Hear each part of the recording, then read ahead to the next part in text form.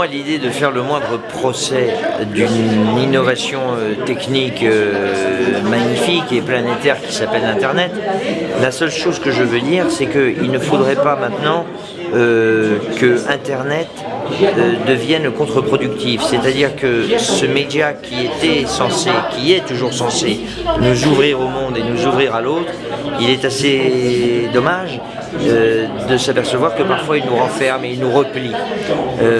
D'ailleurs, si on revient aux mots, puisque les mots sont toujours riches de sens et de vérité, on s'aperçoit que Internet, c'est le règne des écrans. La nouvelle technologie, c'est le règne des écrans. Or, l'écran, c'est ce qui sépare, c'est ce qui masque, c'est ce qui empêche de voir, c'est ce qui obstrue la vue. C'est ce qu'on tire pour ne plus voir le monde. Un écran, c'est une œillère, c'est une écoutille. Et du coup, une société... Oui, comme un rideau, on dit un rideau, un écran, on dit tirer l'écran. On tire l'écran et puis voilà, on ne voit plus rien. Or, une société où on tire l'écran n'est pas une société du dialogue, n'est pas une société de la conversation, et surtout n'est pas une société du contact avec le réel. Et c'est là où je veux en venir en deuxième partie, c'est que l'aventure est une expérience que l'individu fait du monde, de l'espace, du temps, de lui-même et des autres, mais une expérience très concrète, une expérience très réelle, une expérience au plus près de la vérité des choses, c'est-à-dire aux antipodes du virtuel. Et c'est pour ça que l'aventure me semble être très nécessaire, parce que dans un monde qui se virtualise de plus en plus, on retrouve avec l'aventure le plaisir des sens qui sont des fenêtres, encore faut-il les ouvrir. Alors, je voudrais dire deux choses préalables avant de répondre à votre question. Premièrement, j'ai le plus grand respect pour Stéphane Hessel, pour qui il est, pour ce qu'il incarne, et surtout pour son passé. La deuxième chose que je veux dire, c'est que on est en train là de découvrir, d'inventer ou de découvrir l'eau chaude, enfin l'eau tiède. Pardon, mais l'indignation, enfin, ça existe depuis le jour où probablement l'homme de la grotte Chauvet est rentré dans la grotte, a vu qu'on avait légèrement abîmé les bisons qu'il avait, et là il s'est dit mais indignons-nous contre cette atteinte à l'art. Je plaisante un peu, mais je crois que tous ces concepts dont on nous fait croire qu'ils sortent du chapeau du magicien génial qui les a inventés sont vieux comme le monde et sont complètement éculés, et on fait vraiment des soupes nouvelles avec de très très vieux bouts de l'art. La troisième chose maintenant que je veux dire, c'est que non, l'indignation ne me semble absolument pas une vertu suprême.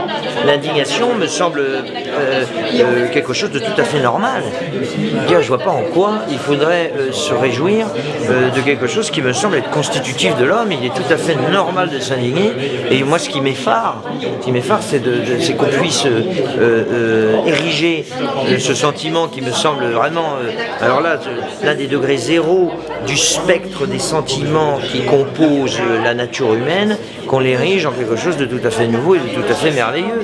Il me semble que s'indigner, c'est comme respirer, quoi. On devrait s'indigner en permanence. L'engagement m'intéresse davantage que l'indignation et que la révolte. Parce que la révolte, vous comprenez, le problème de la révolte, c'est que moi il y a quelque chose dont je me méfie beaucoup d'une chose, c'est que la révolte, souvent, c'est une posture qui vous permet de vous révolter, c'est-à-dire de professer, d'exprimer, de manifester votre mécontentement et entre parenthèses votre vertu privée, mais en vous donnant pas la peine de vous métamorphoser vous-même, c'est-à-dire que vous dynamitez la société.